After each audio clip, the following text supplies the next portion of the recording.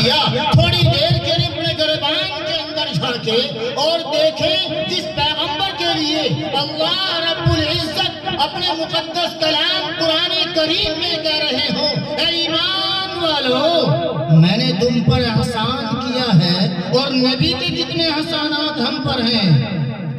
حضرات اکابرین امت یوں کہتے ہیں کہ اگر ہم نبی کے غلاموں کو، بلکہ غلاموں کے غلاموں کو اپنے بدن کی کھال اتار کر اس کا جوتا بنا کر ان کو پہنا دیں تو احسان کا بدلہ نہیں چکا سکتے۔ پھر ہم دیکھیں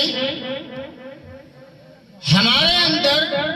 اتباع سنت، اتباع شریعت کتنی ہے۔ ہم اپنے رہن سہن کو دیکھیں، ہم اپنے اخلاق کو دیکھیں، ہم اپنا دوار کو دیکھیں، اپنے افعال کو دیکھیں، اپنے کردار کو دیکھیں، ہم اپنے معاشرے کو دیکھیں، اپنے سماج کو دیکھیں، اپنی سوسائٹی کو دیکھیں کہ نبی کا طریقہ، نبی کی زندگی ہماری زندگی کے اندر کتنی آئی ہے۔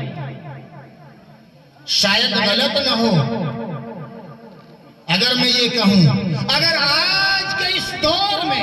مسلمان پریشان ہے، مسلمان پر اگر حالات آ رہے ہیں، اس کی ایک خاص وجہ یہی ہے کہ ہم نے نبی کی زندگی کو اپنی زندگی کے اندر داخل نہیں کیا۔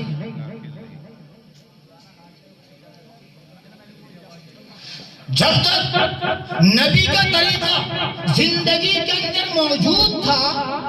کوئی ایمان والے کو ڈرا نہیں سکتا تھا، ایمان والا کسی سے ڈر نہیں سکتا تھا سوائے اللہ کے۔ اور جب ہم نے نبی کے طریقے کو چھوڑا،